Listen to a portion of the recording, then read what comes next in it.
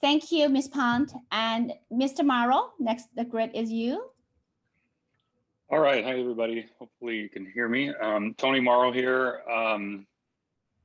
Let's see, so I am a former Qualcomm San Diego company employee. I was an engineer there for 20 years.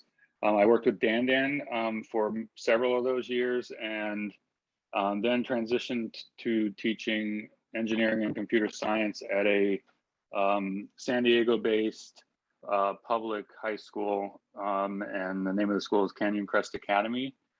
And I've been teaching there for, I think I'm going on my 9th year now, off and on part-time while I was working at Qualcomm to sort of transition in.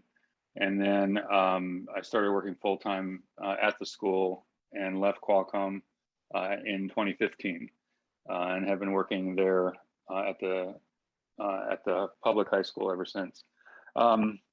Let's see, I'm a co-founder with Dan in NexStream Technical Institute. We provide enrichment programs in engineering and computer science for kids in the middle school through high school age group, and actually into college too, college level. And so we can talk a little bit about what the motivation of that was to do that, but maybe that's something for later on in the session. And so happy to be here and to talk about my experiences with the public school system and then sort of juxtapose that against what folks have known or what people know and have heard about the private school system. So looking forward to the discussion. Okay, thank you. Both Ms. Pond and Mr. Mauro are teachers or counselors of both of my students. And my children, they're both at Berkeley studying computer science. So I'm very proud and thank you both. So next one, Sharon, my great friend. Okay, go ahead. Hi, my name is Sharon Pan, and I'm a parent of 2 kids. And my daughter, she's 24, and she did public elementary school and middle school, and attended private high school, and went on to a liberal arts college and graduated 2 years ago, working in finance now.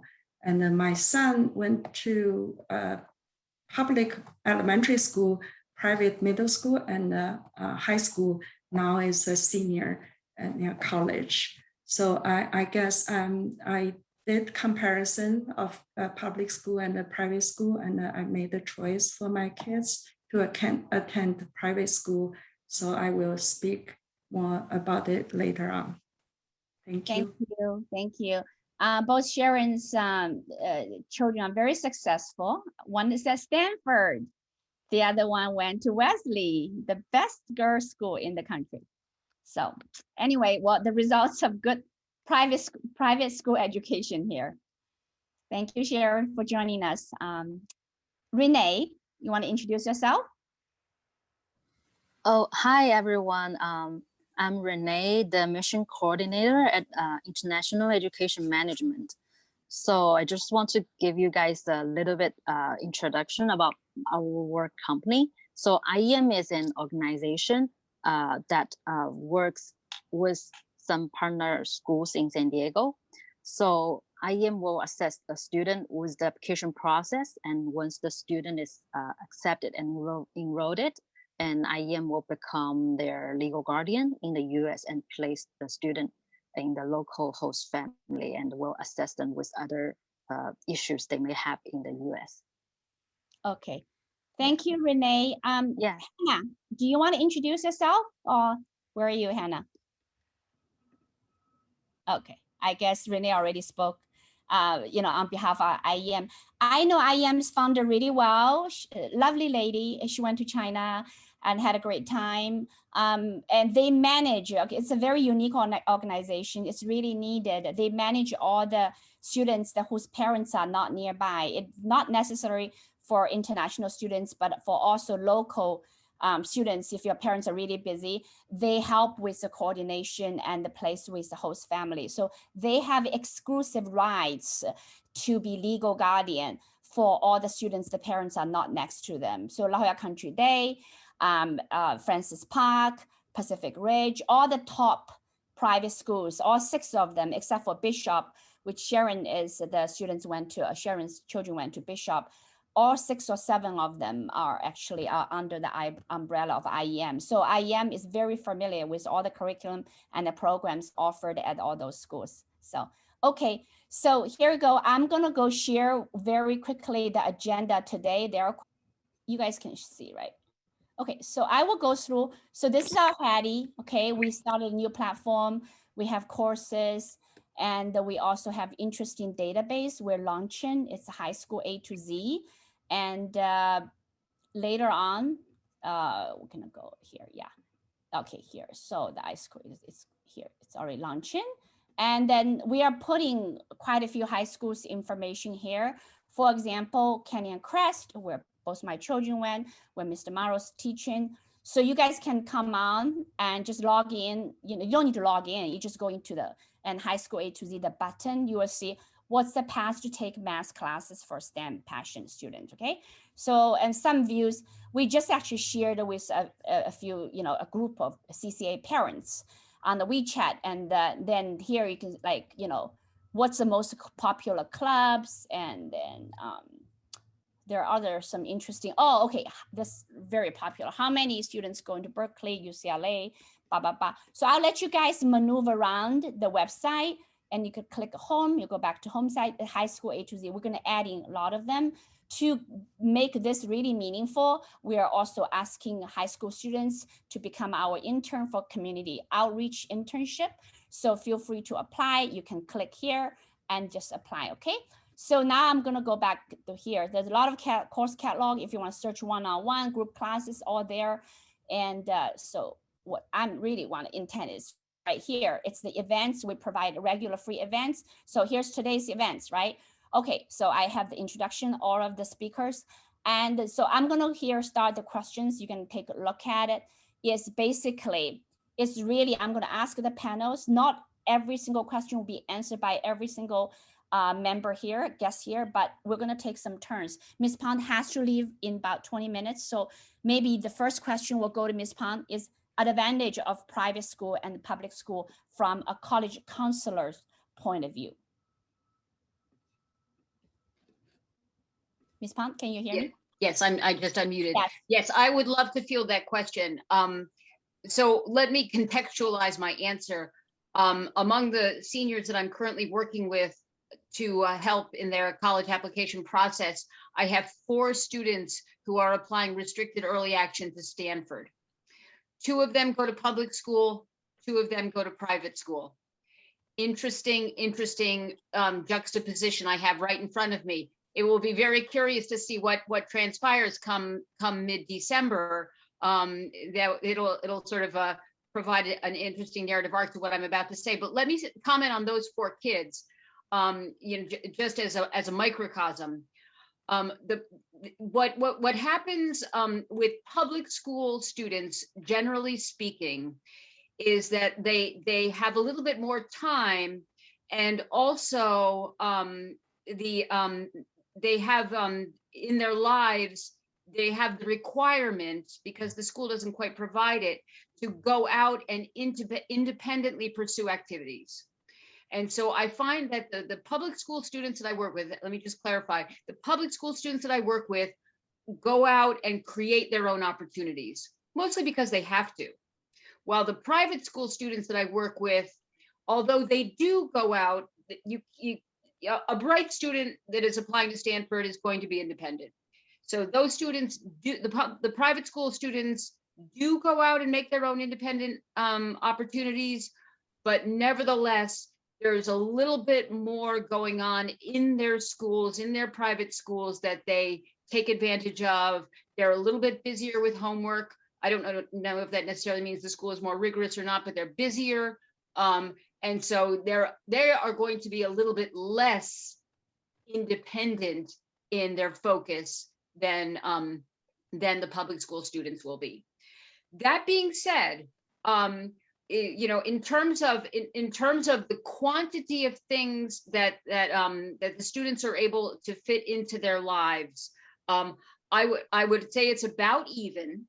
I would say that private schools are not necessarily more rigorous than public schools, but you know, it takes some acumen and some research to be able to discern who are the best teachers, what are the most rigorous classes. You have to do your homework to negotiate success in a public school. You have to be independent, while it's a little bit, the roadmap is laid out a little bit more clearly at a private school. Again, so in terms of extracurriculars and in terms of academics, you're going to get taken care of. You're not going to have to be quite as independent. While public school, you'll have to be independent. But in the end, I will say that the high-end schools, so Stanford, Yale, Harvard, Princeton, they love independence. That's what they're looking for. So, you know, if I did not draw a T-bar and counted up the quantity of Stanford, Harvard, Yale admissions from public and private school. I work with students every year from both public and private schools. That being said, in the last 3 years, I placed 2 students at Stanford. Both of them went to public school. Go figure. They were incredibly independent kids. They made their own way, and they had to, and they succeeded. So it's the independence factor. If your child is independent, if they can go out and make it happen, then they will find their way at public school. If they need a little bit more support, then private school is the route to take. Okay, thank you. Okay, well, Sharon's grade is right next to you, so I'm gonna. So Sharon, what's your view? Why? I mean, your children went to private school or public schools, and why did you transition them into private schools? When I look for high school for my daughter and my son, middle school for my son, I want them to go to a school, emphasize more. There's few things. One is the teaching philosophy.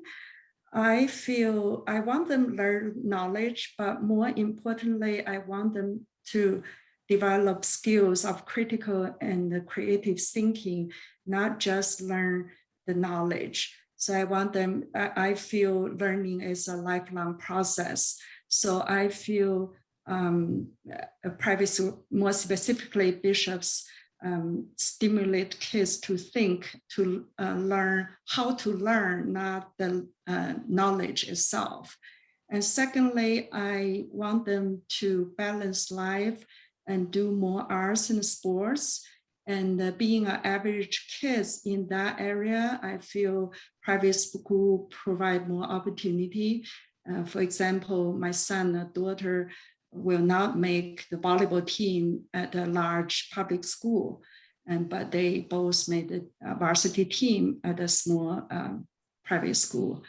And also I want them to have a balance, to not just pay attention to the academic and pay more attention to something that is in the community, in the world they live in. And the Bishop's Community Service and the Global Education are excellent programs.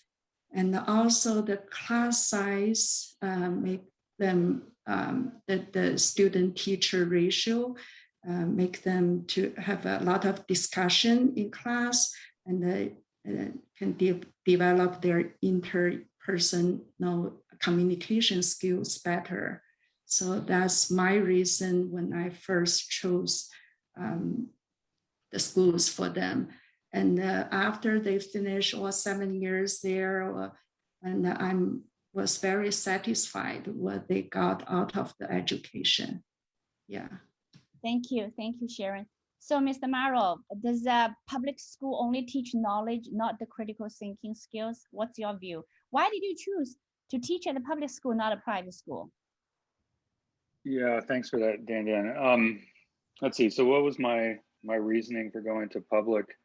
Well, my entry into into teaching is a little bit maybe I don't know that it's unique, but it's maybe not as common, especially if you're in the engineering industry, because you take quite a large pay cut in going into teaching. And so there has to be some motivating factors to really make you go there. And mine was, and Dan can attest to this, we had a lot of difficulty finding quality engineers and computer scientists to hire at our company. And so my feeling was, after working for 20 years or so, was to try to, in giving back to my community and trying to get more students, more kids basically interested in these fields, because they were starting to decline in the interest. More kids were wanting to go into business and to law and medicine. Although there's a lot of kids that want to go into computer science, not too many that go into the traditional engineering fields. And so my motivation really was to get more kids interested in that. And so I thought I'd have the biggest reach in a public school. So I could have gone into private school and had a smaller footprint, if you will. But I chose to go the route of becoming credentialed and go into a public school for that reason, just because I thought I was going to reach more kids that way. As far as like critical thinking, I agree. It is much more important than just absorbing knowledge, right, and being able to regurgitate knowledge. I suppose at a private school, that's more probably more stressed and probably more cultivated with the students, because I think probably because of the ratios that you see, because they usually have a lower ratio of student to teachers, right? So you have my classes have 40 students in them, and at a private it's going to be much less, and so you definitely can have more interaction with the students, and I'd see that as kind of as a drawback of being in a public school. But on the other hand, I don't know that you are disserviced by going to a public school in that area of critical thinking, because I think it really comes down to the quality of the teacher. I think the teacher is the one that's going to really push the students to kind of move into that realm where they're not just, again, absorbing knowledge, and they're actually trying to synthesize their viewpoints and and their opinions based on receiving the facts and the knowledge, and then and synthesize it from there. So I don't think that there is no critical thinking happening, and I think teachers try to do their best to get kids to engage in that, but it could be that there is just it's diluted because we have so many students. Couple other points that I wanted to make, as far as balancing life with different disciplines, right? Arts and sports, that Sharon had mentioned. I totally agree with that too. And in fact, I have two daughters, and they're both through school, graduate school. Both of them are in the STEM areas, and they've been in the workforce for maybe 3-4 years now, and that was actually a big thing for them in trying to balance, as they were trying to work their way into this kind of maze of trying to get into their schools that they were their top schools, and so they pursued sports, both of them, they like the sports, and it's a good outlet, and it helps them balance, and it's stress relieving and all that, but it also at least, and maybe Sally can comment on this, but it was a big part of at least what the counselors that my girls were consulting with were stressing, was that having that balance is really important. And then I think being independent, I think was another one that I would concur with. But also like this kind of the notion of stick-withedness, right? The one where you're actually you're engaged in something and not just kind of thrashing back and forth on many different things. Like you're losing interest and you're going to something else, and losing interest and going to something else. Being able to stick with something for some long period of time, I think was a benefit. Both my girls were both in sports for 4 years, and then they did other things, extracurricular stuff, where they were giving back to community and things.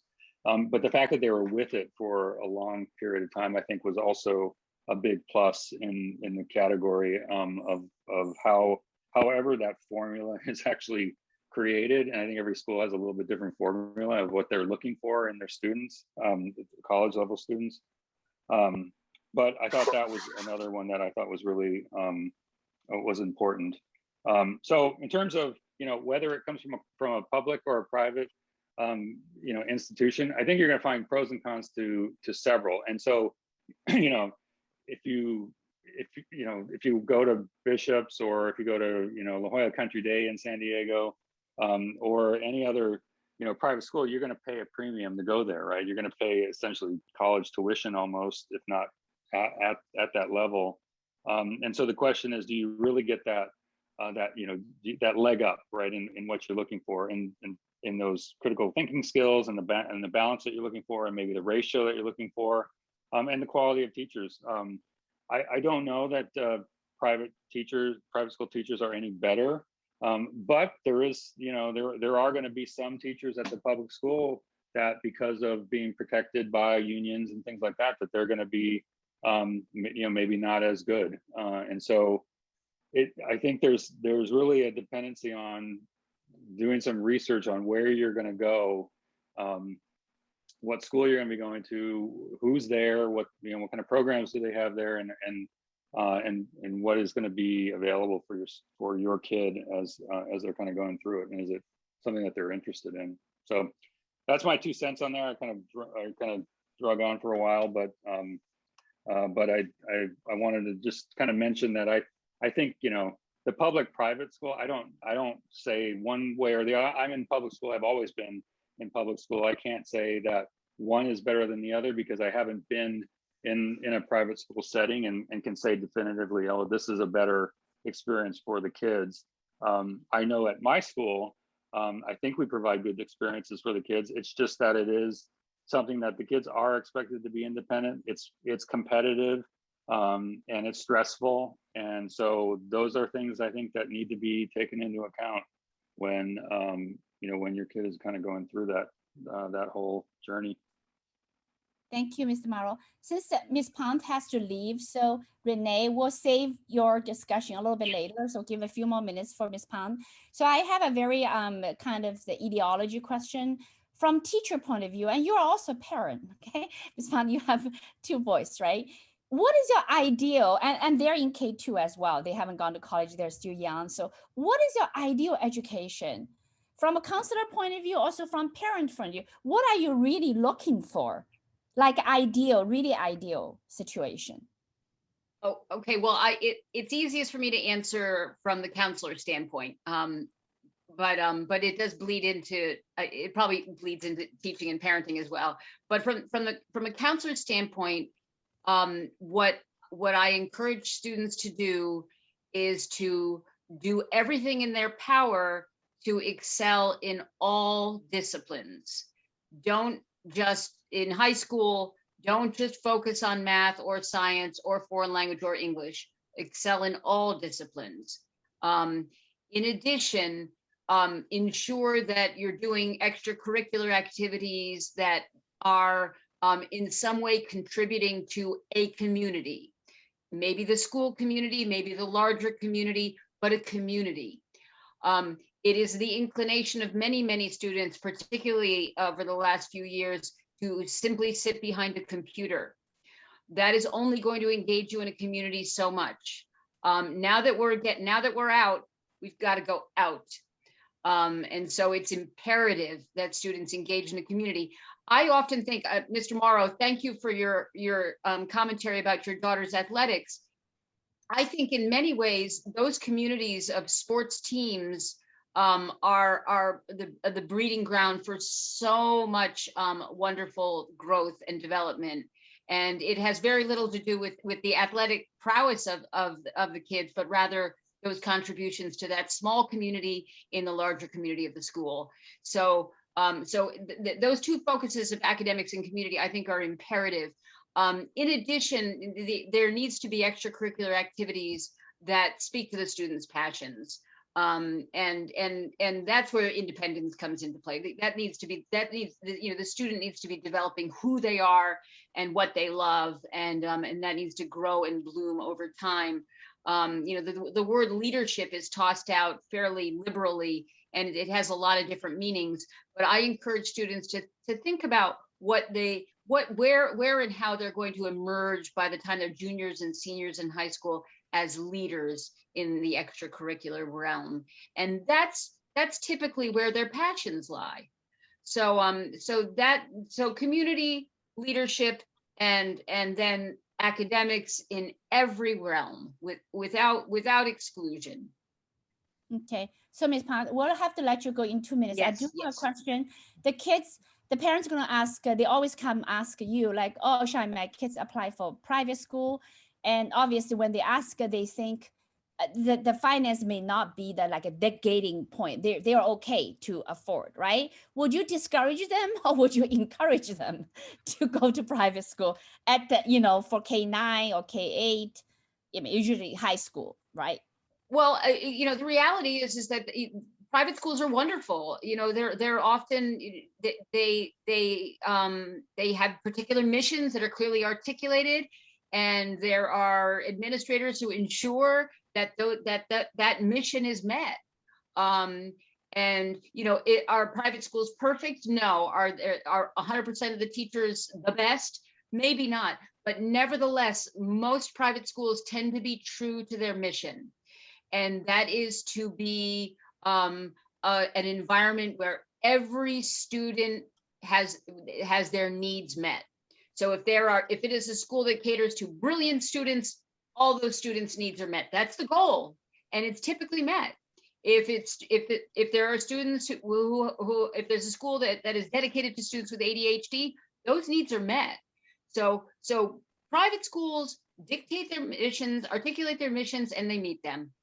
So, they have to walk the walk because people are paying the price. Now, a public school's mission is obviously going to be so diverse. It's much more difficult to meet everybody's needs. But a private school is going to meet the needs. Yeah, I got it. Okay, so we'll let you go. I will talk a little bit about being a parent of public school students. Both of them. So I know you have a student to take care of. So okay. Thank you, Ms. Nice Pont. to see everyone. Yeah. Okay. Thank you, Ms. Pont. Bye-bye. Thank you. Bye. Bye. So anyway, okay. So we talk a little bit about public school from Mr. Mauro's point of view, private school from Sharon's point of view.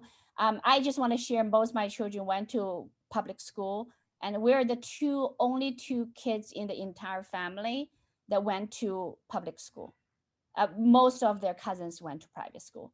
And I'm actually quite happy with their public school journey. However, there are things to be improved, yes.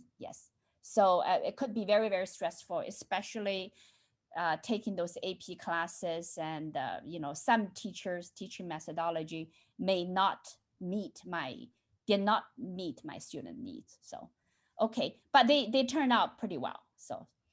Anyway, so now I want to turn the microphone to Renee. Why I'm talking about IEM, so I'm presenting. So instead of you guys ask what IEM managing the private schools, so they're working with Pacific Ridge. They're all in San Diego, okay? La Jolla Country Day, Christian Unified. There's a One Lady School, Academy of Our Lady of Peace, Rock Academy, Jewish Academy, and the Francis Park. Okay, so Renee, you choose to work with IEM, work for IEM. you must notice the quality of the education. How do you comment on these schools in general, or is there particular schools you really think that students should check out? Okay, go ahead, Renee. Yeah, so first of all, like I really agree with what Sharon mentioned, because as parents, when they select the school, in their mind, they will like to consider the class size, and also the school extra curriculum, and also like the student can grow in their school. So especially because for me, for private school, they do provide a small size of like the class size, so the student will like have will get more attention from the teacher, and so like they will I believe the teacher will also better able to get to know their students, and also like fully benefit from like their interaction with their teacher.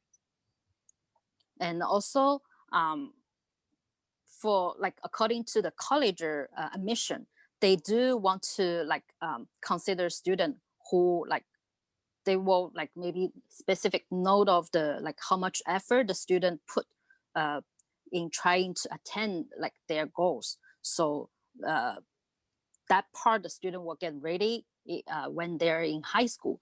Then so in some of our partner schools, like they will provide really great extra like curriculum activities, such as La Jolla Country Day School and Pacific Ridge School.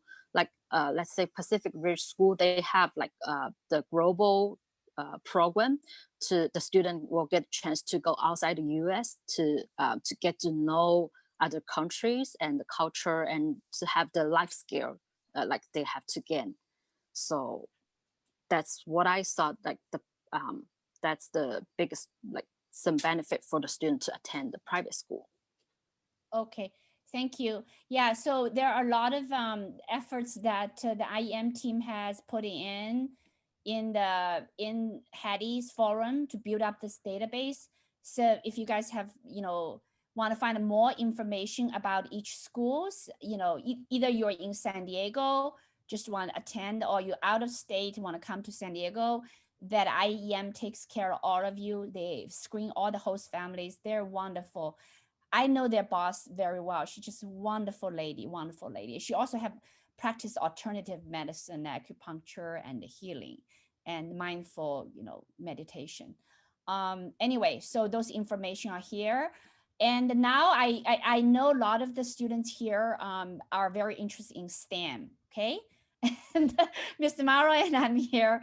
And Sharon, so now I'm gonna ask you, does Bishop have really good STEM program?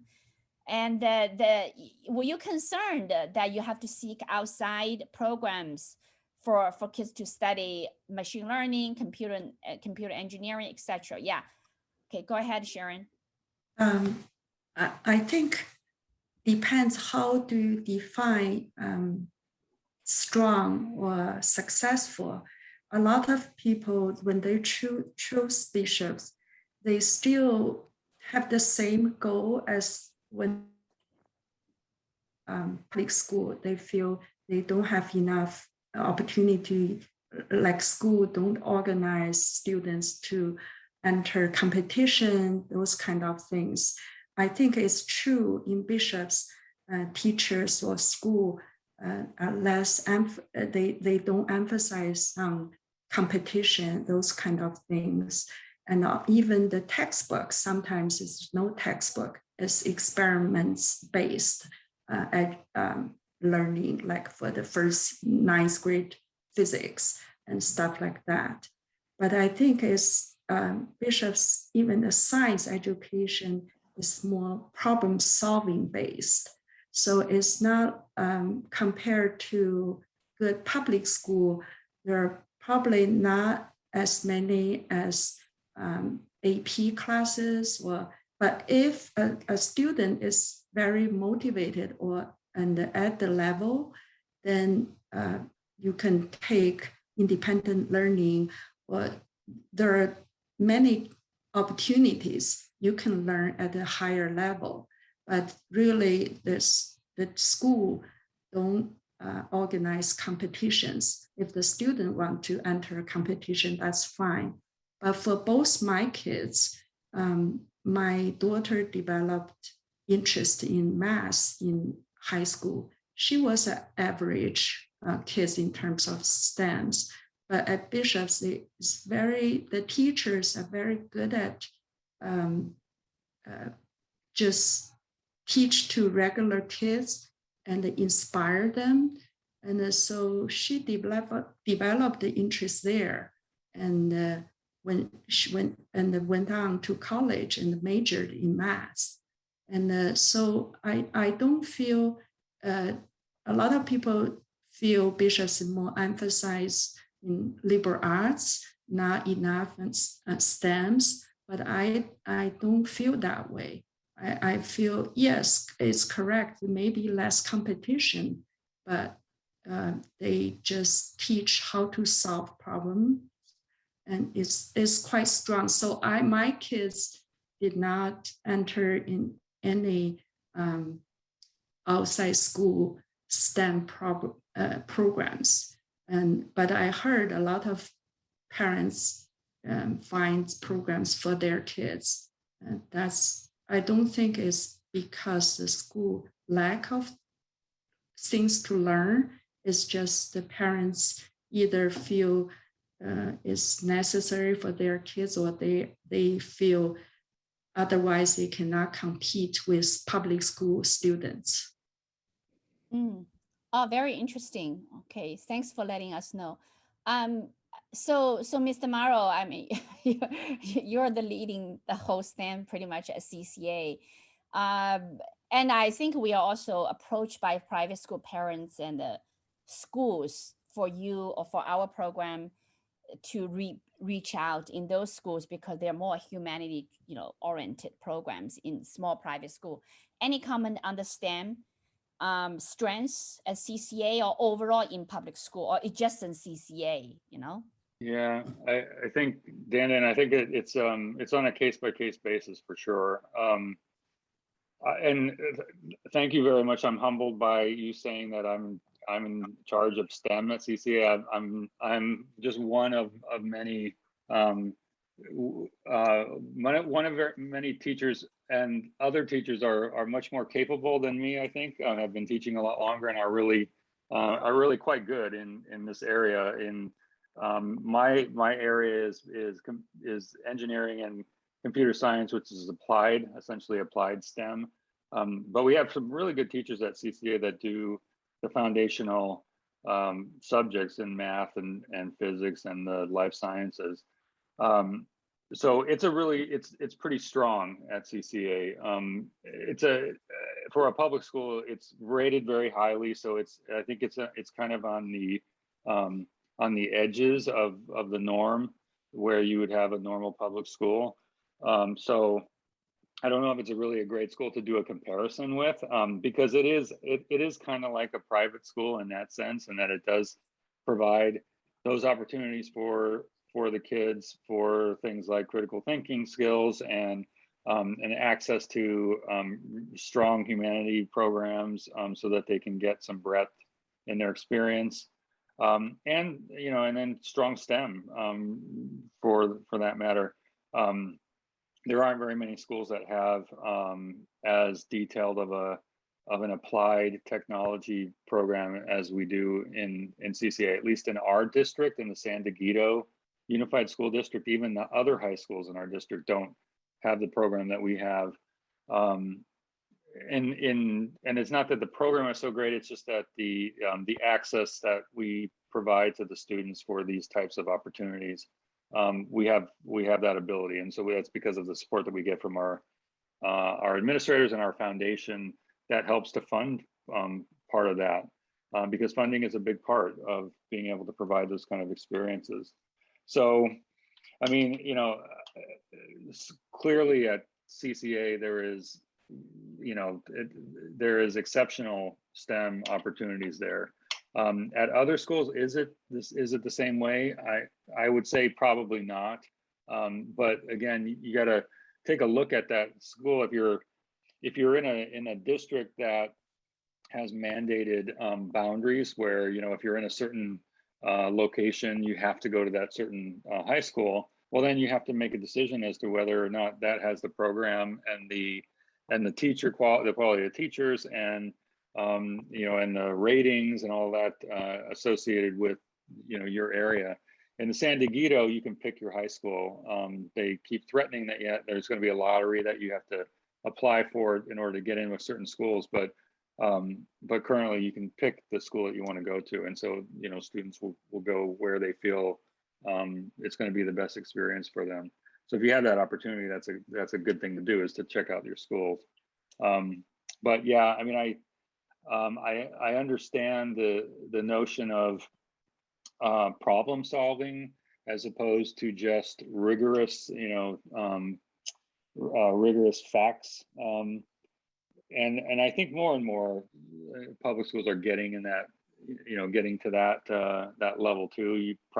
It's probably more advanced in the private schools, depending upon which one you go to. But I'd say that the public schools do strive for that. It's not something that's unique just to privates. I think the public schools do try to get there as well.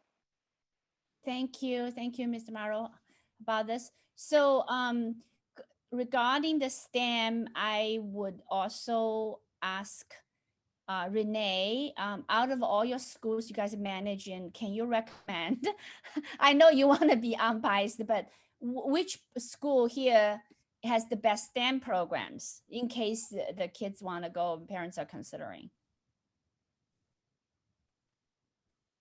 You're muted, Renee.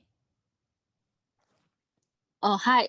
Sorry. So our right now, San Diego Jewish Academy, also like Pacific Ridge School, they like also our Academy of Our Lady of Peace, they do have like really great STEAM classes for our students. So for them, if they really interested in that part, I would suggest them to consider these schools. Okay, that's good.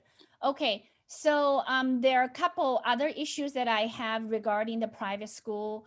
One is about religion, okay? So, I mean, I know a lot of our cousins went to Cathedral because of Catholic background. I know San Diego Jewish has a Jewish background. I mean, what's your view that, Renee, your students have to practice the religion that's upheld by the private schools? Like some of our private school, they don't have religions, but yes, some of them like they do, but the student doesn't really need to like for us, we will tell them like it's for them, they can like take this class as to learning, to improving their English, just like history class, for them to know the background and to get to know more information. They don't really need to be like, for example, if they're at San Diego Jewish Academy, they don't have to like be a Jewish. So they just learn their culture to get to know what is like the background or the meaning for that. Okay, that's lovely. So it's just a part of humanities background, right? And the students can choose whether they will, I wouldn't say be converted, but they will believe in particular religion. They have their choice, right? They don't have to Right. become a, you know, okay, I got Right. it. Okay, that's pretty cool. I think all students should study humanities, should study all kinds of religion. And, you know, so that's good to know. It's a part of humanities, part of social science. Okay, lovely. That's great. Okay, so I have another question, maybe for Sharon. You know, we've been great friends for many, many years, and I think we discussed about the grades. And the grades is, you know, for like, for kids in high school, they're like their life, you know, for some of them, right? It's like grades are very important for parents as well. And I know for public schools, my children, the CCA schools, the parents can access to the website and to really look at, you know, their grades every single week. I think I wasn't really looking at, I was on travel, but one day I started noticing my UCSD had a blog saying their GPA is like applicants like over 4.12. My oldest son was applying. I was like, man, that's very, very high. And I was like, okay, what was my son's GPA? So I was in China and I was like trying to figure out how to log into the system to find out his GPA. So, but you told me that Bishop wasn't really like, the parents are really not about the GPA or they can't access it. Can you comment on that? Yes, school really discourage parents to chase their kids' GPA, and even the kids, they don't know during the school year their grades are.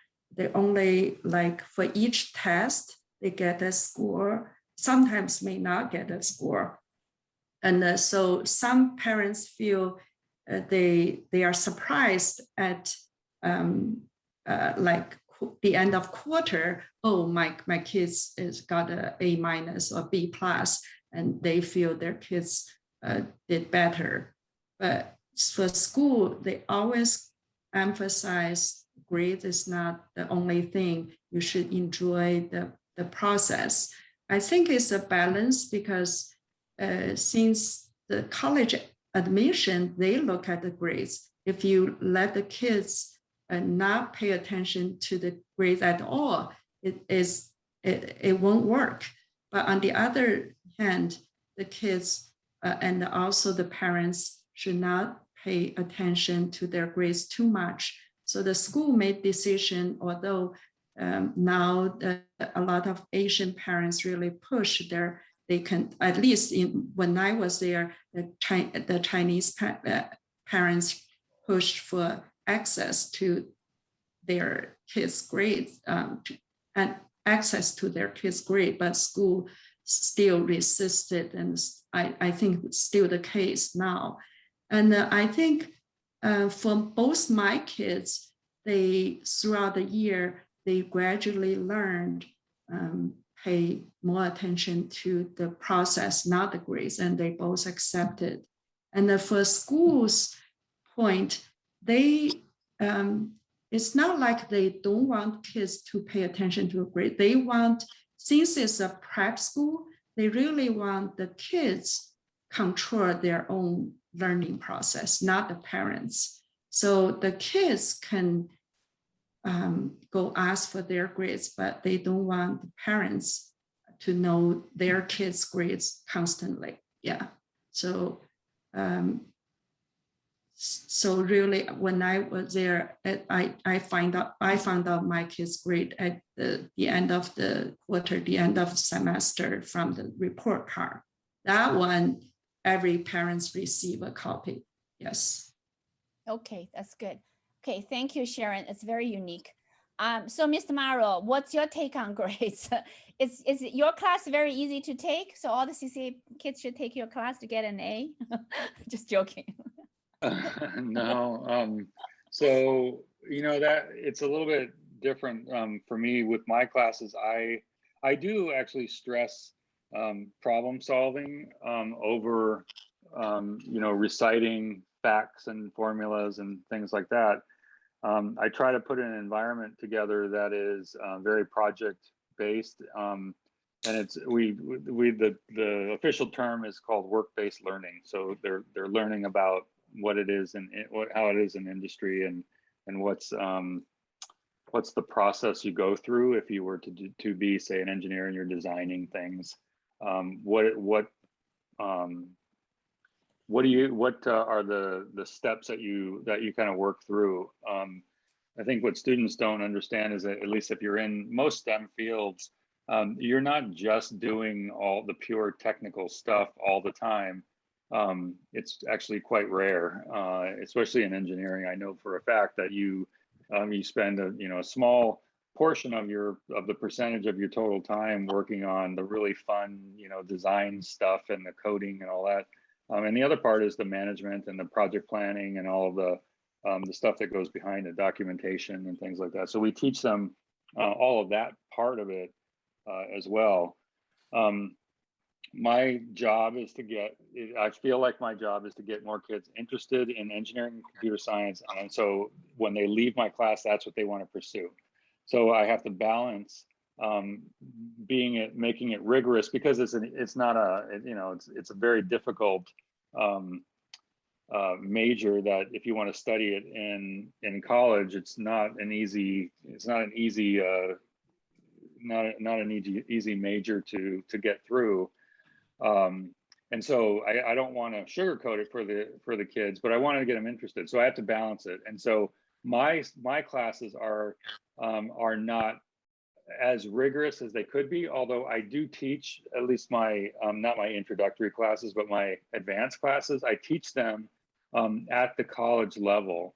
I teach them as if I were being taught that when I took the class, because I teach classes that I took in college, the same subject matter. And so I teach it to that level. And so I work the kids really hard, but as far as a grade is concerned, I'm more concerned about their ability to solve problems and the engagement and the effort, as I am to that, they get everything working exactly the way it should be, and they get all their formulas correct, and they are able to plug in numbers in a calculator correctly.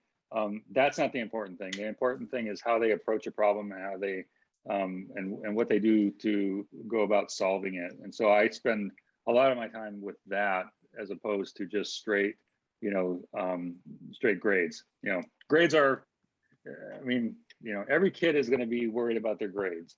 At least in the public school, they worry about it. They're always asking me, what their grade is. They're very keen on checking their scores and all of that. And so that's just something that is part of life for them, because it is still part of the process in getting into a school. So they do it, but my weighting of grades is not as high. It's probably more like what has been described at the private schools. It's more about how you approach a problem and how you solve a problem, as opposed to, do you get the right number at the very bottom of your page, right? When you're working that problem out. So that's just my technique. Everybody has a little bit different way. That's great. Thank you, Mr. Mauro. So this pretty much dovetail into, the kind of the fundamental skills that we're promoting here, Haddee, along with NexStream. We not only promote each to help students enhance their academic skills, but we also work with all the top educators to promote the career skills and the life skills, which we all covered here. The independence, right? Independent skills covered by Ms. Pont, problem solving skills, and covered by Mr. Mauro, and Sharon really talk about focusing on the process instead of just the results. So I'm very grateful that all of us share the same foundation. And of course, Renee, you manage a lot of schools, and those are all wonderful schools, right? So anyway, I would not take all the time here. I will leave a few minutes. Right now it's only one, but we'll extend it for a couple of minutes for the parents to ask questions. And I think some of the questions are coming here. And let me read through very, very quickly. And okay, the Cathedral, the question is for Cathedral High. So are you guys familiar with Cathedral?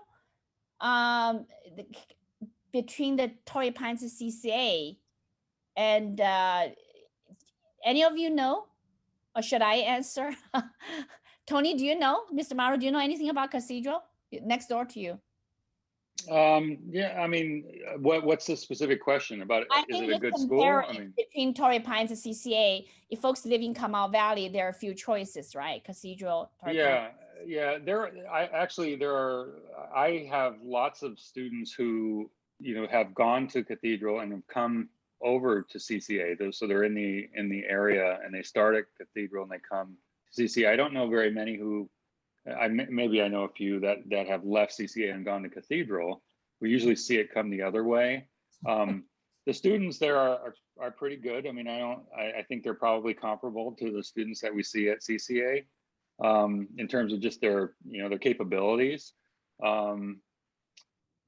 Yeah, and they're competitive in sports. We always play them in our sports stuff. And so, yeah, I mean, in terms of their, what their, as far as their programs go or anything like that, I don't really know much about what they have that might offer, some advantage over, over the public schools that are in the area. But yeah, they're right between Torrey and CCA. So, they might have a smaller ratio, smaller class sizes. I know a couple teachers that are from there, and they seem to like it. But there's the teachers that in terms of the credentials that the teachers need to get into. Actually, is for any private school, they're not as strict as they are for the public schools. Public schools, you need to have some official credential that has been issued by the state of California. And in the private schools, you don't typically need that. And so you get unique people that will go teach in those places that are typically maybe from industry or or have teaching experience, but they're not necessarily credentialed. And so, yeah, I don't, other than that, I don't know much about, I don't know much about Cathedral. I don't know much about the other ones either, about Bishops or Country Day either. Okay. Honestly. Yeah. Okay. So yeah, I do interviews for Cathedral every year. Every year, I think I interview students on behalf of Cornell, and same for CCA, same for Torrey Pines.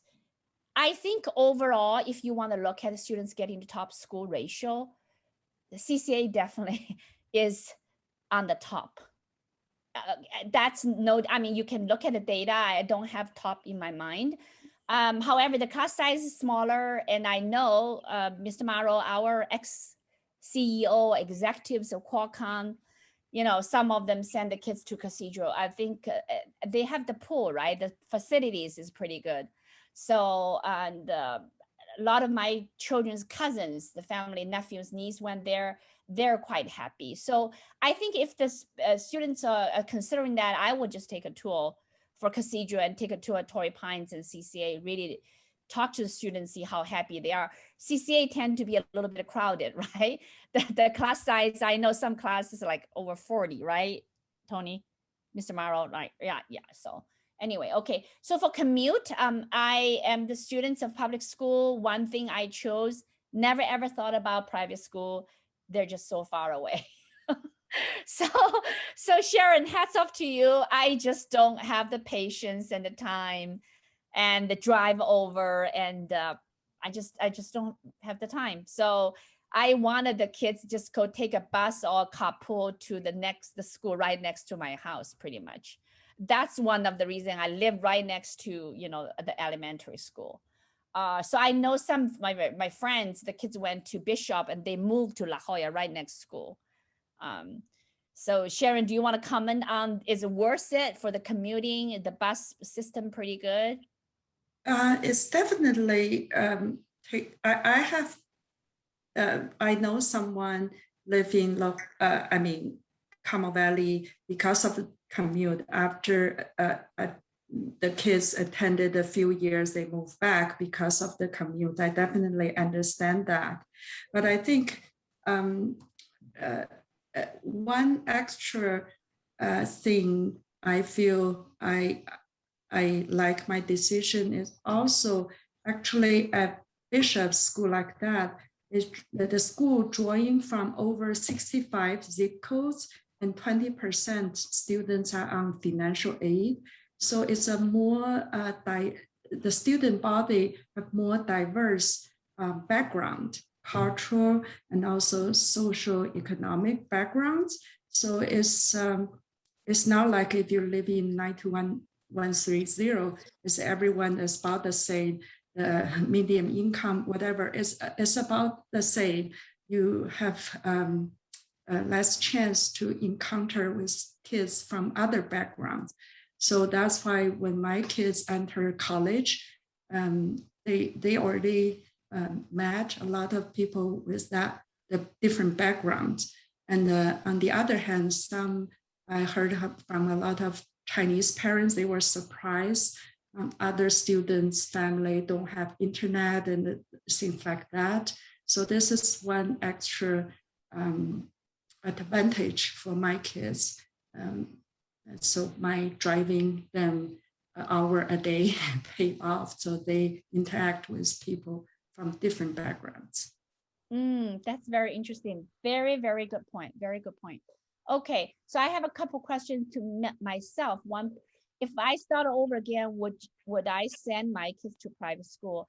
Kids are different, okay? My older kid had a great time at CCA. He organized cooking for over 70 kids. He had a lot of fun. My younger kid, even though he was a straight A student, I think he had a little bit of stress, and especially one of the programs, one of the courses. So would I do that? Probably not. I'm just lazy in terms, it's easier for me. But there's one thing I did notice through the parent groups that parents of the public schools have a lot of questions, choosing classes, this and that. That's the reason, that trigger reason I started this, working with the interns and the high school students to, get some questions. Actually, my son wrote a lot of the answers here, okay, just to help out.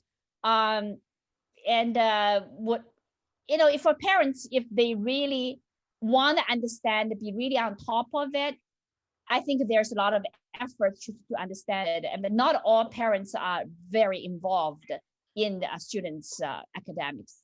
And I wasn't really that involved because I was very busy. That was my choice. So I think every parents have their choice. But I also read some parents are very happy. They said they are so involved because life is so short. Yes, I look at the back. I wish I were more involved. So there's the pros and the cons. Okay. I just want to, kind of provide my perspective here. There's no wrong and right answers. Okay. So anyway, it's about 7 minutes after 6:30. So Mr. Mauro, I told you it's going to be an hour. I will let you go. And Sharon, I know some parents want to ask questions in Chinese, and I feel free to ask. I think Renee and I can hang out a little bit. If Sharon, you have a few more minutes, feel free to hang out, just answer questions in Mandarin. Mr. Mauro, we'll let you go. Thank you so much. I know you're really busy. Okay. Yeah, thanks a lot thanks for inviting me, and it's nice to meet you all. And I totally agree with what Sharon had said in her last thing about getting that diversified experience. It's actually a really good point, and that is one thing that we lack in the public schools that are more geographically, kind of centric, right? So that I totally agree that is a definite benefit of it. One of the other things, though, Dan, make sure you mention NexStream and our enrichment programs that we offer. There's lots of cool things that we do outside that aren't available, not only for the public schools, but also in the private school sector. There's the stuff that we do at the company that Dan and I founded is actually way over and above what you would find at most. I don't know any high school actually that would provide the kind of stuff that we provide, and we're doing it really because of the students who are really motivated and want to do more than just what is offered at the high school. So more of an enrichment thing. We're not playing sports, but we are actually doing lots of really cool projects and working with industry partners and things like that. So it's really cool opportunity for kids if any of your kids are interested. So with that, I will say goodbye. Nice meeting you all, and thanks a lot for the opportunity to talk tonight. Yeah, thank you, Mr. Mauro. Miss Pont just returned, so we'll have a question for Miss Pont. Okay, talk to you soon, Mr. Mauro. Okay, so Miss Pont just returned. You guys have any question for Miss Pont?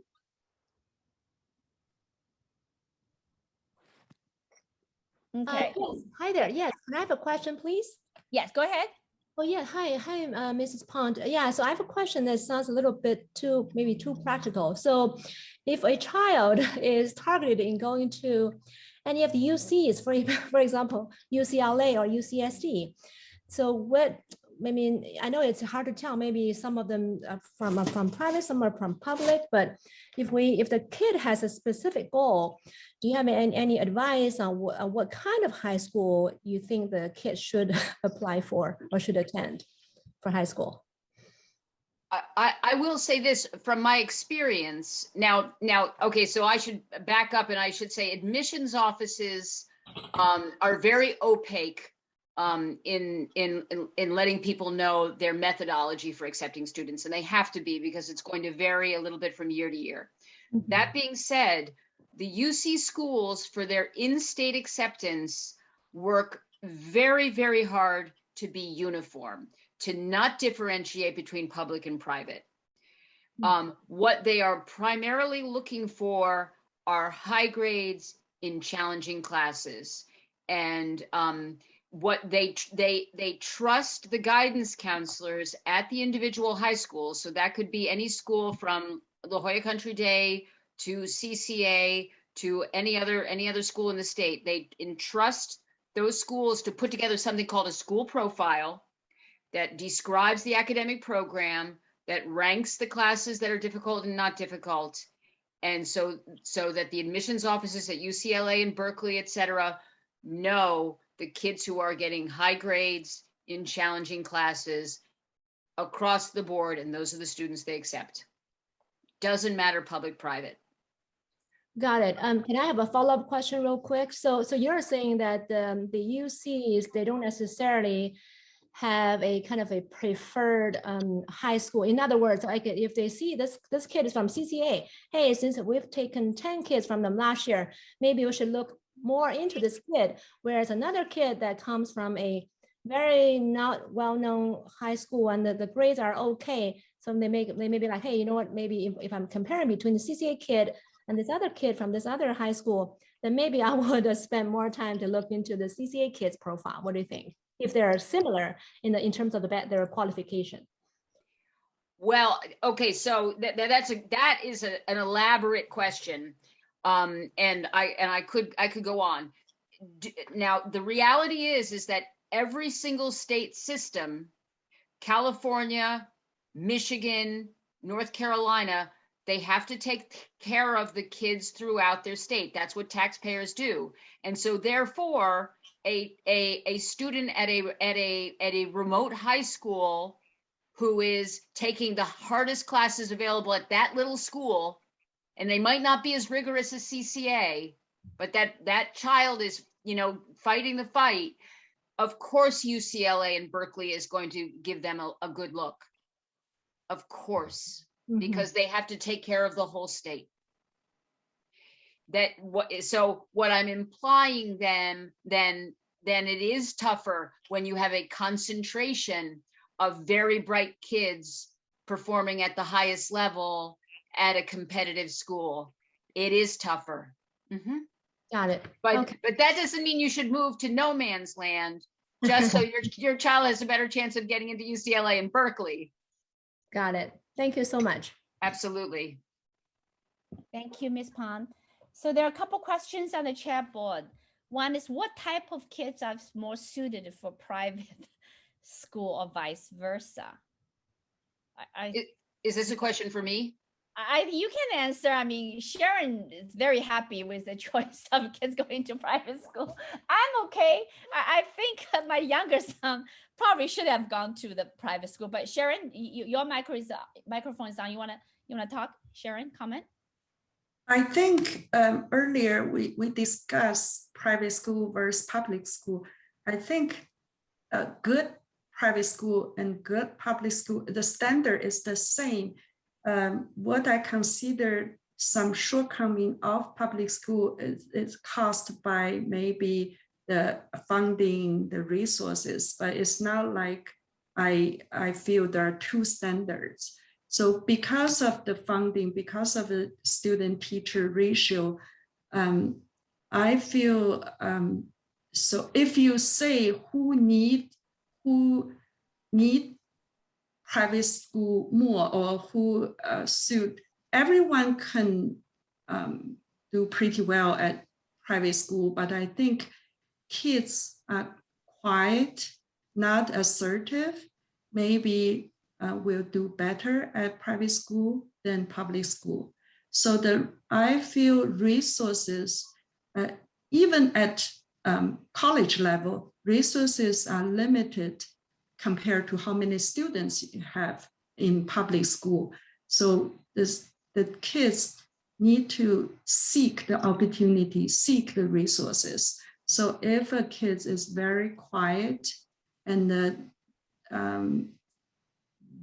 is probably going to private school will do better. That's the reason for my daughter, but my son is different case at that time when I chose this. I chose bishops for a different reason. But for my daughter, she is the type very quiet and didn't raise her hand in classroom. But at bishops, because it's like 10 students a class, 15 students class, you have to. And also it's easier to form relationship with teachers. So, yeah, so that's, I think if a student is quiet, not assertive, it definitely can benefit from a private school.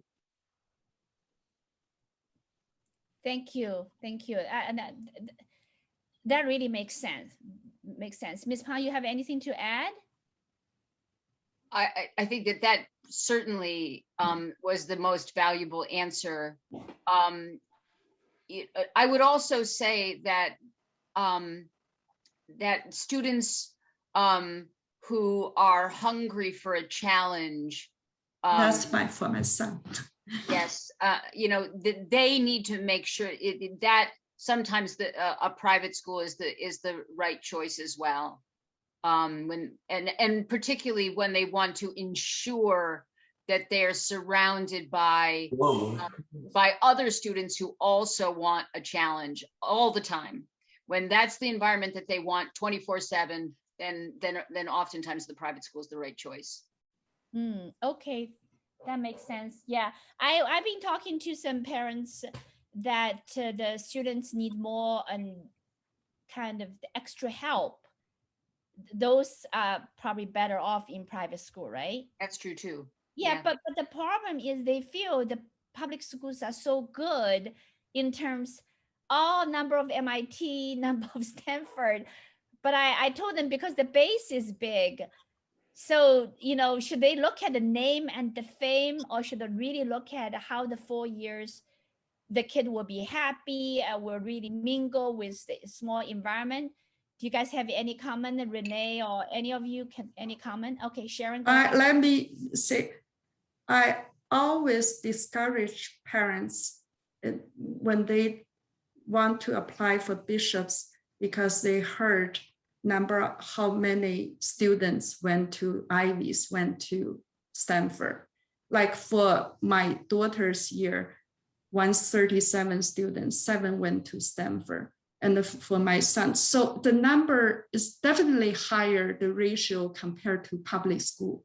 But I think that's not the reason you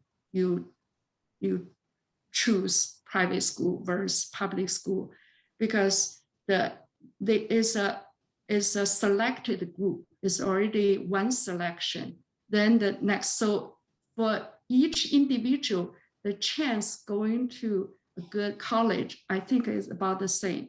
Going to either you enter private school, private high school, or public high school. It's no difference so that should not be the reason for choosing public school or private school. Yeah. That's definitely. Yeah. I would add to that, Sharon. I think that was so well put. I would also say probably in that senior class where 7 were admitted to Stanford, probably 20 to 30 students applied to Stanford because that's the quality of student. So that's a pretty intense environment and set of expectations. Yeah. Wow, 7. Yeah, it's a lot. Okay, out of 137. Okay, well, maybe more students gonna swamp into Bishop now. Sharon, you're doing advertising for them. No. I understand, I'm just joking. Right. Yeah, okay. So next question is CCA kid wants to go to UCLA or UC Berkeley. How many AP classes do you recommend? Well, Ms. Pang, you have a lot of CCA students that you're working with. Any number? Mine is just individual number. So on average, what do you think? Oh, Ms. Pang is frozen with a smile on my screen. Okay, I'll wait for her to come back. I really don't remember the number of AP classes my children were taking. Ms. Pan, are you back? My internet went. Yeah, okay, are you back? I think so. Okay. All right. So this is the cold hard fact of that question is that it's not worthwhile to take an AP class if it's too hard. If the student's going to get a grade lower than an A, then it defeats the purpose. So don't think about quantity of AP classes. Think about where the child is going to be successful. That's Okay. that's the first question. Then go as far as you can. Go to if the child can be successful, AP all the way, and then even beyond. Okay, so you don't think they just take the AP for the sake of number of APs? You think if they can take it, they should? You want them to get an A? That's what. Oh, you yes, Okay, exactly. Got it. Okay. If we're talking UCLA and Berkeley, absolutely. And also the AP classes have different weight, different APs. For example, AP Physics C is definitely not weigh the same as AP Statistics. The college admission officer knows this. So if you only chase for the number of APs, they know everything. They can see through your what you are playing, and is that you should not just calculate the number of AP. They know what's your interest, what's your passion, or if you are only want not more APs showing on your transcript. Yeah. Thank you. Yes, you are absolutely right. I mean, there are degrees of APs, and some of them are revered, and some of them are just a shrug. Well, I'm amazed. I invite you both independently. You share the same philosophy right here, or ideology. Thank you. Okay, the next, we're just a couple more questions will be done. If a student not focused, not competitive, school performance average, what kind of school be better for him, public or private?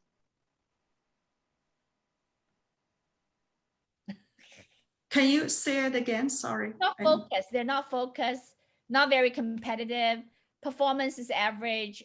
What kind of school is better put him in the private school or public school? Just a regular boy. That's how I look at it. Well, I would say that it would have to be the student's choice. You know, any student who is not engaged, the only way they're going to engage is if they choose and own their education. So you can, if the child chooses the private school, that would be a first step in owning the education. I see. Okay, I got it. Yeah. Okay. So so Renee's here. I also want to probably, you observe a lot of students in the private school land. We talk, the parents is asking, talk a lot of shy, less competitive kids. So, and have you observed, Renee, if they're shy, less competitive, they're in private schools, are they succeeding in private school because so much love and care? Yeah, so it depends on the school. So like for us, we have a Rock Academy. The school has a smaller like class size. If the student who is shy and maybe they can stay, like we do have a student at first, he's really shy and didn't speak English like very well, but like he's been there for almost 4 years, and right now he's really confident and can like independent. So I believe the school, like since it's the small size of the school, so I mean classroom, so the student will get more attention from the teacher and will get more like the teacher will get to know what he needs and can be specifically to help the student. So I believe that if the student who is really like shy and didn't want to like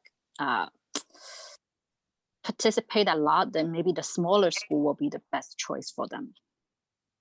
Yeah, I kind of agree, because you know, we host, Ms. Pang's been teaching writing during the summer, small size classes, and we only have 8 students. It's online, it's an enrichment, but each kid gets, you know, participating, questions being, you know, there's opportunities. And I feel like my children were in, you know, public school, even though I never really sat in their classroom, but I heard some classes have over 40 kids, or, you know, it's just like my old public school back when I was younger. So unless I really raise my hand and fight my chances. Yeah, I get it. I feel if a kid is, personally observation, is a bit shy, probably I would think, you know, private school is the right environment, because you get a lot of attention. And if you have 10 kids in the classroom, that kid has to talk, right? You know. Yeah, so there's no choice. Like there's only few students there, and when the teacher asks the question, they have to like prepare and answer the questions. Okay. So, yeah. Okay, that's good. Okay, it's getting really, really late. One last question. What are the chances to be accepted by good private schools? I mean, they're all good, like Bishop or Pacific Ridge. What's the admission rate, right, these days? Just throw out some numbers. Ms. Pond, you know more private school in East Coast, Web, anywhere. So what's the chance? Mm-hmm.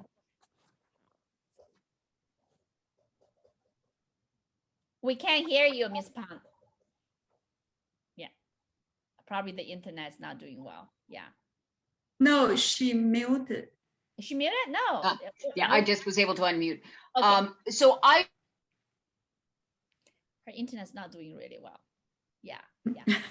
Okay, no problem. Yeah. Sharon, maybe throw some number from your observation until she comes back. I don't know the percentage, but I think Bishop's is probably one of the top academic private schools in San Diego. Is if you I don't know. Okay. Go ahead, Ms. Ms. Pond, come back. Yeah, you back? Go ahead. It keeps fading in and out. Okay. I don't have percentages either, but I will say every private school has become increasingly more international. And that's in part for financial reasons, but it's in part because everyone wants to go to university in the United States. So so that has increased the level of competition at private schools at every level. So Andover, Exeter, and all the way on down. So it is, they are, private schools are so competitive. Even harder to get into those private schools than get into Ivy League, right, Ms. Pond? Probably, yes, actually, probably, or the same. Okay, it's tough. Okay, Sharon, were you going to say something? And then we'll turn to Renee. Sharon? So for, you definitely need to be very academic to get into Bishop's. And, but there are many other private schools, and that also is quite good. And so I mean, there's good chance. For example, I have friends' kids applied Jewish Academy. It's an excellent school. So so you can find wherever fit your kid. So it's about fit school, not necessarily the most academically rigorous school. Yeah. Okay, that's good. Renee, you have something to say? Yeah, I totally agree with Sharon, because it's better for the parents to find a school which is fit the students' learning style, and also like different school has their different philosophy, and also they're focused on different parts. So it's better for them to think about which is the best for their kids. And then because the best school might not be the best choice for the students. So it depends on, like, I mean, for me, I prefer, like, usually when we talk to the parents, we will suggest them to find a school which fit for the student instead of like the top high school. I mean, top 10 or like the best school for the student. It's just, yeah, my thought. Okay, that's good. Okay, it's getting really late. We'll let you guys go, Ms. Pond and Sharon. You guys are all in the East Coast. Maybe Renee and I will stay for a couple of minutes in case parents want to ask questions in Mandarin, okay? So I know Sharon's in New York City. Yeah, go ahead, Sharon. Thank you. Bye. Bye. Yeah, Renee and I can stay for a few more Thank minutes, okay? Thank you. Yeah. Thanks for all the Qualcommers. Yeah， 你们有什么问题吗？我们有中文，如果刚才都是讲的英文。Any parents want to ask questions？ 中文。好像今天他们都是 English no problem。Yeah， 请问，好像有家长，请问，丹丹你好。哎，你好。那个就是我的小孩啊，他是这样的，他有 IEP。就是说他那个低年级的时候，比如说他1年级、2年级的时候，他的那个 language， 他的 English 是很 very much behind even for last year， 他的 English class, I mean the score is still F, but he has made a huge improvement. Basically, he's like no. So you know, so basically he has made a lot of progress.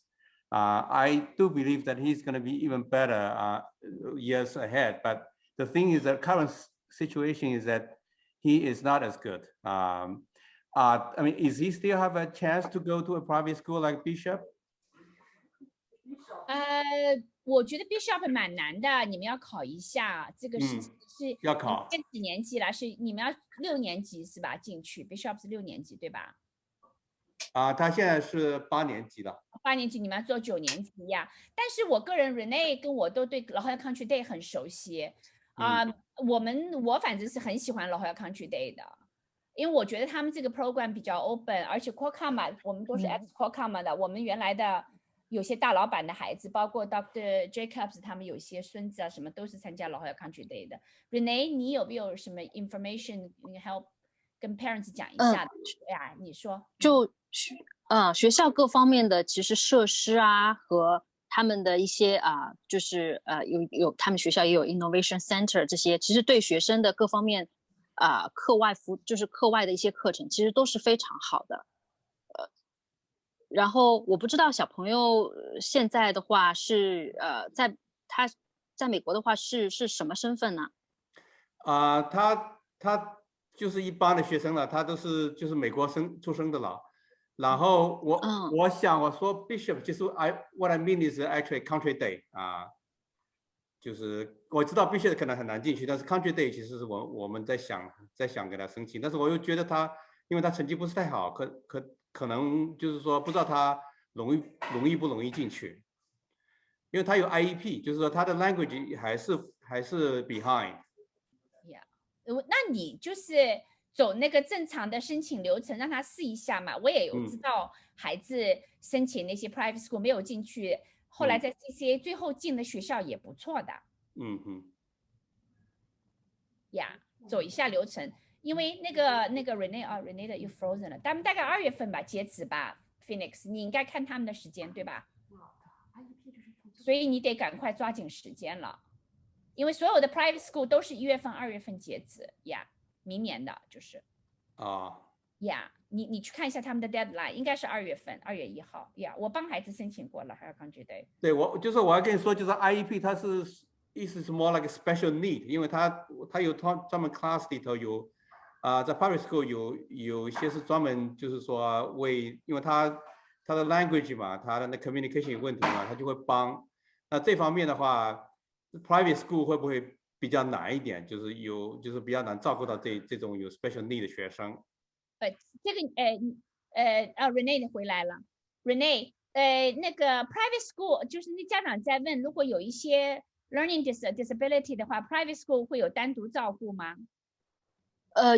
我们有一个学校，像 Rock Academy，它就有，就是说它会提供一些，它会有一个专门的这个项目，然后就是说可能给予这个小朋友他的一些额外的关注，小朋友可以参加这个项目，然后学校老师有专门的，比如说课后的一些辅导啊，对学生来说会有帮助，这些 learning disability。你是说哪个学校？ Rock Academy， 对，我现在在那个 screen 上面在 show 你们的，看见了吗？这个 Rock Academy， 你到时候到我的网站上去看一下这个，然后给 link to school。那 Country Day 呢 ？Country Day 会不会有这种 service？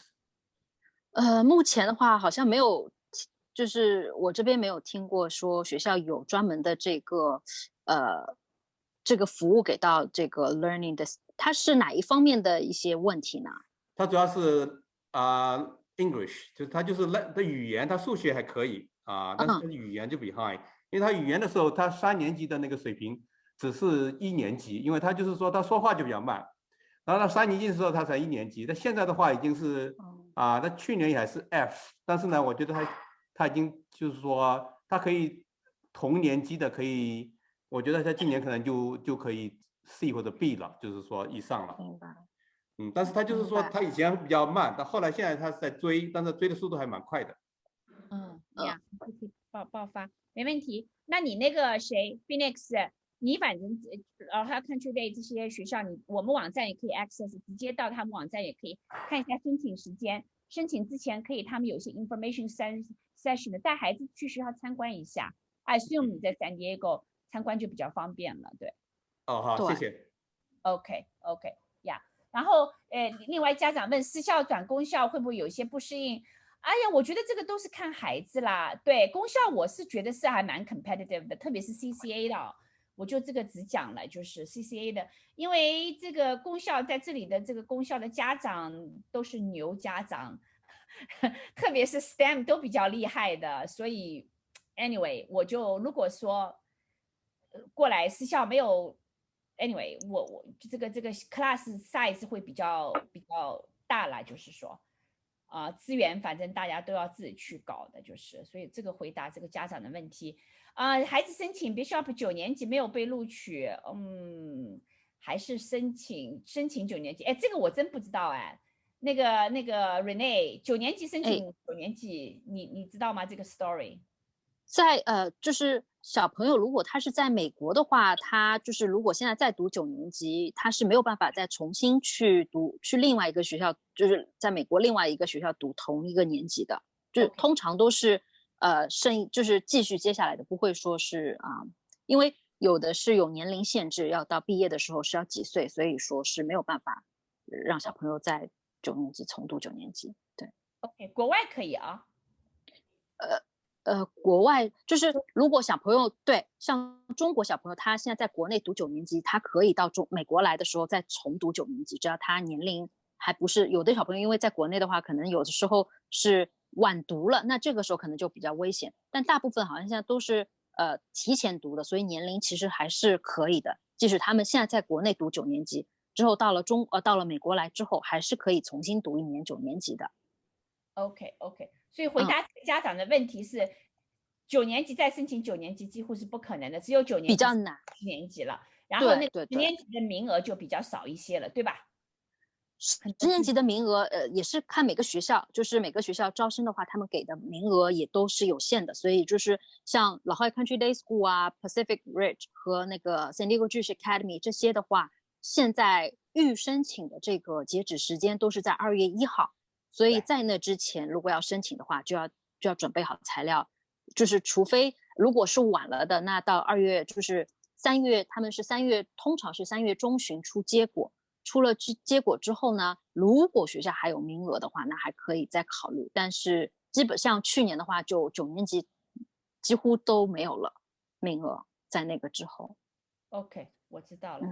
OK。那个行，那我觉得总体来说的话，还有小朋友，9213的公校还是私校？私校学术抓得紧吗？私校着重培养孩子哪些方面的能力？刚才可能Linda我可能没有听见，反正明年1年级的小朋友，我进来太晚了，但是我觉得92130的功效是很不错的。那你买在这里买房子，就是付了那个房地产税，我觉得我自己个人认为功效没什么问题。但是上到高中的话 ，CC 和 Torrey Pines 都是竞争都比较强的。那竞争比较强的话，现在每年进 UC Berkeley、UCLA 的这个比例，这2年的这个名额也越来越少了。所以我觉得就是看家长的选择啦。如果你们有时间给孩子接送，想让他们这个小班制啊，环境好一点啊，那些活动你不要老是去找这个活动那个活动啊，学校有很多安排啊，那我觉得上私校是很不错的。那像我们如果每天要上班的，也没时间接送的，那也这个送公校真的就在门口，也很方便。但是呢，如果说你又担心公校的活动都要自己去找的，那你又没时间帮他找，那像我放手了就还可以。如果说家长还是想管的比较多的，那你可能就比较吃力了，要找这个 program 那个 program， 私校的这些服务会好一些，对吧 Renee？ 对，就是提供的会更多一点。会更多一点。就是我希望我回答了这个家长的问题。OK， 还有什么问题吗？丹丹你好，我想问一下我们在选那个私立学校的时候 ，Bishop、Pacific Ridge 和 Francis Parkers 这3所学校有什么 big difference 吗？如果我们只考虑 private school 的话。那我自己个人，我完全是作为家长的我不代表学校的。我这3个学校都参观过。我跟老汉抗区队2016年还做过那个 summer program。我自己本人还是蛮喜欢那个老汉抗区队的。第一比较近就是离92130比较近，就在 UCSD 边上。Francis Park 呢，我就觉得远了一点。但是我们家亲戚呢 nephew niece 他们念 Francis Park 都挺多的。我觉得 Francis Park 的这个 STEM 还挺强的，而且 diversity 也蛮好的。我自己本人感觉啦，我觉得 Bishop 稍微远了一点，而且在这个 right in downtown 这个进出真当麻烦。而且我感觉 Bishop 好像还是蛮 close 的，就是学校的这个地盘不是很大，就里面还是给我感觉蛮挤的anyway Sharon 已经走了，所以Sharon 是很喜欢 Bishop 的，这是我个人的感觉那个 Renee 你对3个学校很熟悉，你讲一下。对Renee 可能还在麻烦你说一下 Pacific Ridge 加一下。对 Pacific Ridge 其实他们蛮偏理多一点的，就是他们的一些我觉得对于我来说的话，其实几个学校都是非常好的学校，就主要看学生的一个他自己比较，比如说倾向，就是他可能比较爱好哪一些东西。像我们通常很多比如说像Pacific， 他有那个机器人小组那些也都是非常好的。然后我们之前就是有一个小朋友，他是在国内好像得了很多，就是参加过这些机器人小组，然后得了很多奖。他就还蛮喜欢，就是后来就申请了那个 Pacific Ridge School。然后就是我感觉个人还是要看那个小朋友他自己的一些，比如说兴趣爱好比较偏向哪一个学校多一点。OK， 好的，那个你跟 Hannah 讲一下线下，到时候你们把那些家长有的问题在你们那里面都 update 一下。好的。因为这个 program 我这里不是针对就是国际学生了，针对所有的学生，很多家长都会来看的，好吗？好的。还有考试要求，有位妈妈在问，想去私校 ISEE 要考吗？ISEE 的话，就是要看每个私校的，像 La Jolla Country Day School， 那他们就会需要说你要考 ISEE 的考试，然后像 PRS 也是。那这些的话 SSAT 如果就是每个学校的话录取要求都不一样。像有的学校，比如说 San Diego Jewish Academy 的话，他可能就不需要考那个SSAT 了，他可能只是可以提供那个托福成绩就够了。所以还是按照每个学校的这个录取要求来看的。OK， 你到时候把那些录取要求都在这里搞一下好吗？在我的网上可以，我到时候看一下这些问题，我们可以就是加上去。对，因为这样的话家长就不要，他可以自己去网站去研究，但这样的话他基本上一个 short 的 FAQ 一个 encyclopedia 有些答案就知道了。OK， 太好了。那还有一位妈妈在问，孩子对 STEM 不是很感兴趣，文科感兴趣的话，是 private school 还是 public school 啊？哦，Renee 又跑Renee，文科还是文科比较好？喂，听得到吗？对，文科比较好上什么？我觉得他如果文的比较好，他可以去那个 La Jolla Country Day School。如果他就是La Jolla其实还蛮注重写作方面的。如果小朋友在写作这里就是蛮优秀的话，然后英语各方面也都很不错，他可以试试看 La Jolla Country Day School 的。OK， 对，我很喜欢La Jolla Country Day，因为我觉得他们体育也很不错，而且地方很对，然后进去对开放，你知道吗？就比较 open， 这个整个 culture， 因为我跟他们合作过，他们老师都非常不错 ，background 很好，都是对 OK， 那个我们回答了这个La Jolla Country，对我La Jolla Country 很 open。Pacific Ridge 那个 Hannah 这里讲了说，它比较有特色的圆桌教学啊，对，顶级的技术学校一样。这个学校我没去过，感觉好像很多家长还没在哪里，在 Carlsbad 对吧 ？Pacific Ridge。对，学校也是非常好的一个学校，然后很有特色，就像 Hannah 刚刚提到的这个圆桌那个 就是它是叫那个 Hackness 的一个，就是它让小朋友不是像传统意义上的是就是像在教室里面这样坐着，它是一个圆桌会议，然后大家可以每个人提出自己的一些想法，就是一个讨论，其实还是蛮不错的一个项目。然后学校也有很多的一些就是全 global program， 然后让小朋友可以去到外面，所以其实也是一个非常好的学校。OK， 这里你们提到了，还有位妈妈在问，现在考 ISE 还来不来得及啊？来得及。现在因为学校的截止时间就是预录取的时间是在2月1号，所以在那之前考试提交申请都是可以的。OK， 挺好的。OK， 行，大家还有什么问题吗？OK， 好的，反正 anyway， 行 ，Renee， 我觉得今天的这个我们这个对，还有位妈妈，请讲。我想问一下，能够同时申请几所私立学校吗？就其实申请的话，当然就是家长要申请多少都可以，但是我个人觉得说就可能还是不要就是申请太多，其实没有太大的一个意义。就是主要可能我们通常会希望小朋友还是就是比较就是选择就是确定哪一个就去哪一个，不要就是最多申请2所已经差不多了。就是如果家长觉得说小朋友的这个英文可能不一定会达得到学校的要求，那可能还可以就是坦白说，像La Jolla PRS 和 SDGA 的话，他们可能就是预申请的时候就已经把一些优秀的小朋友把名额占掉了。那可能之后没有名额的话，所以我会觉得说，如果家长担心小朋友之后没有被录取，那我觉得可以，就之后还是有时间来得及去申请其他的一些 San Diego 的，就是稍微比如说 Tier 2啊这些 level 的那个学校也都是有时间的。所以不用一次。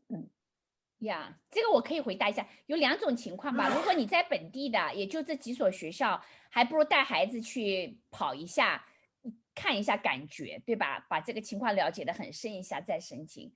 那如果你是这国际学生，你要到美国来念美高的，美高有2种，一种是 boarding school， 一种是走读的。